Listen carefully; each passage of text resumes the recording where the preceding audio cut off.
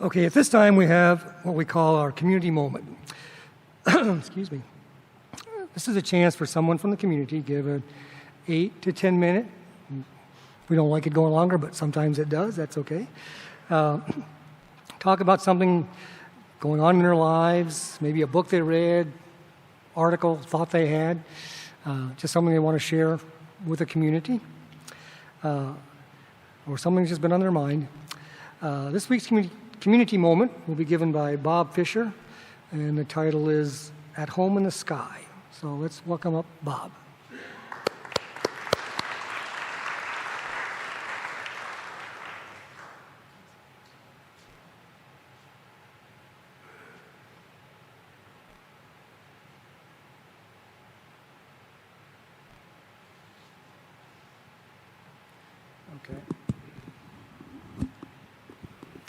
Okay, this is a picture of the rear end of my car. After 40 years, this phrase accurately describes how I feel when I'm flying, my hang glider. So for the next 10 minutes, I'm going to share with you this incredible sport.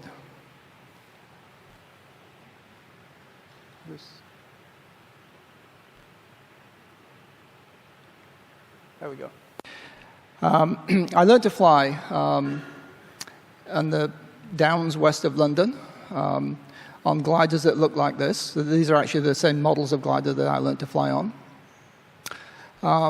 In those days, it was dangerous. It was a dangerous sport. I actually saw a couple of people killed while I was in that learning phase, first couple of years of flying.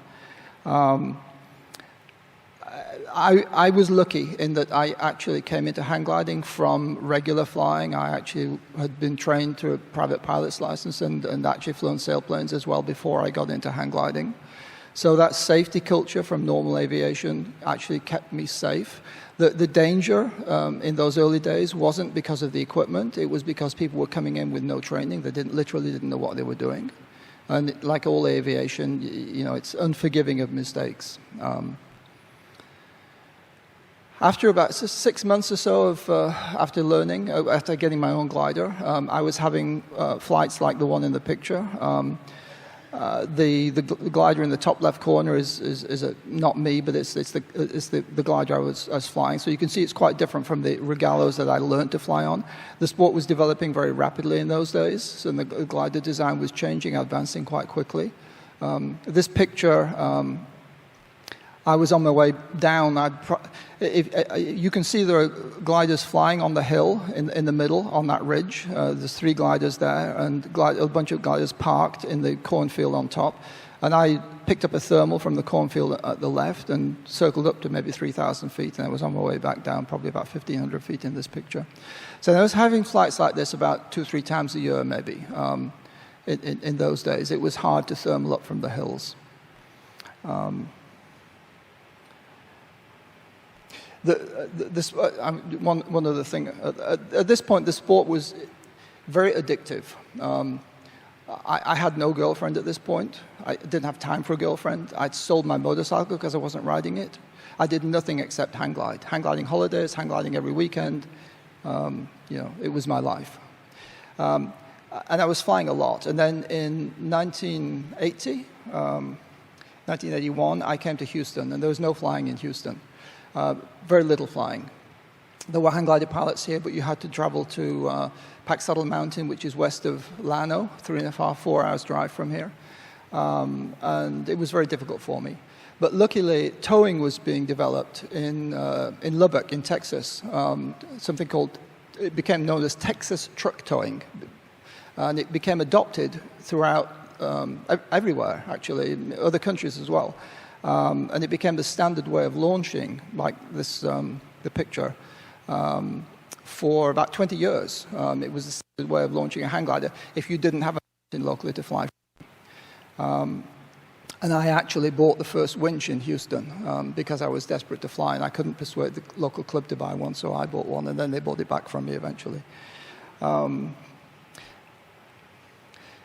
There is local flying in Houston. One place that used to be able to fly, it's now being developed as a gas terminal.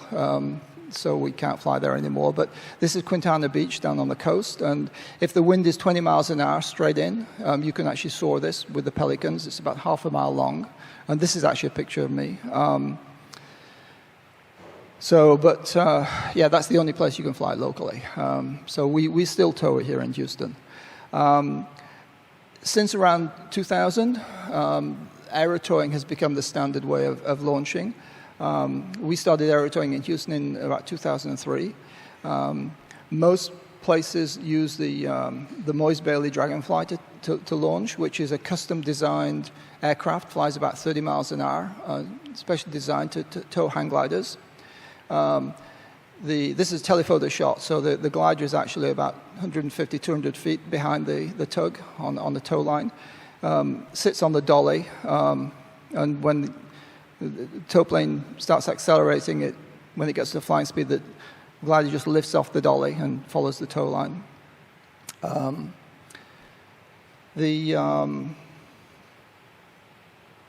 We tow up to about 2,000 feet, and then the pilot releases. And normally, if the tow pilot's a good tow pilot, he will have found a thermal, and that will release the pilot in a thermal, so the pilot just continues circling and going up. So that kind of gets us through the development of the sport. So modern hang glider, you can see in the top picture, is a flying wing. It's double-surfaced, proper aerofoil shape. It's just a flying wing. It's just that you can collapse it and put it on top of your car. You see on the bottom picture that the sail has a lot of twist in it, called washout. And that's because hang gliders fly very slowly, and so they turn very tightly in the thermals. And for an aircraft that turns tightly, you have to have a lot of washout in the wing to stop the inner tip stalling. I'm getting very geeky here, but anyway. The modern hang glider weighs about 50, 60 pounds, something like that. Wingspan about 33 feet. And they're very strong. They're fully they're stressed to the same as an aerobatic aircraft, plus 6G, minus 4G. There's a type of hang glider which is called a rigid wing. It's a little more exotic, and that's actually what I fly. The bottom picture is my wing at Wharton Airport down 59, and you can see the aero tug in the hangar at the back. Weighs a little more, about 100 pounds. Span a little over 40 feet. And these have aerodynamic controls. If you want more performance, you have to go to more span, and then you have to go to aerodynamic controls. So this has ailerons and flaps.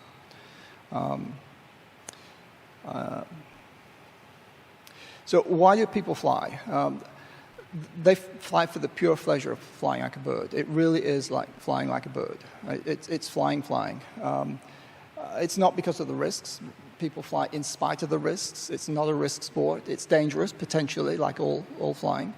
But that's what hang gliding is all about.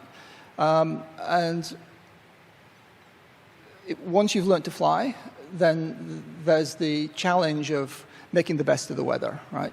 Whether that's personally, just seeing how far you can fly, or flying in competitions. So cross-country flying is what it's all about. Typical distances, 20, 30 miles is quite normal. If people fly off cross-country just locally, 3,000 to 5,000 feet is normal flying heights, up as high as the clouds go.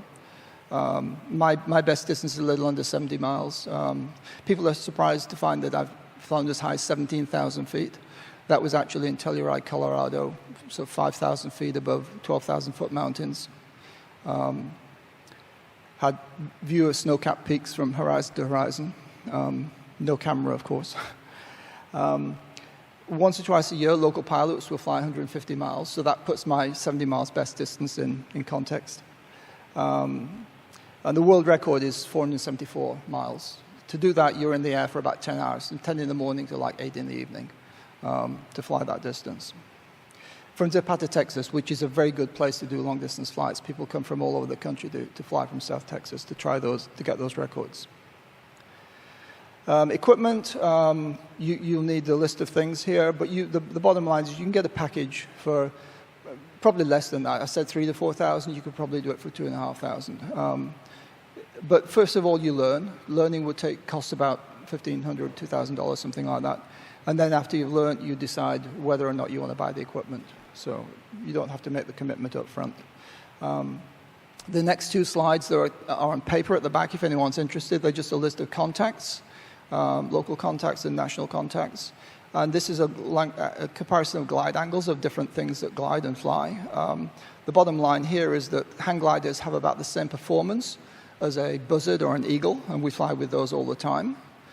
So we're about the same as a buzzard and an eagle in terms of glide angle. So I want to end with a poem that I wrote about 30 years ago when I was newly in love with the sport. And this is not the title of the poem, but a friend of mine, hang gliding friend who died of cancer a couple of years ago, used to refer to it as the flyingest flying because it's the most like actually flying in your dreams, flying with the birds. So here's the poem. Far up above is a small white gull, traveling without a sound.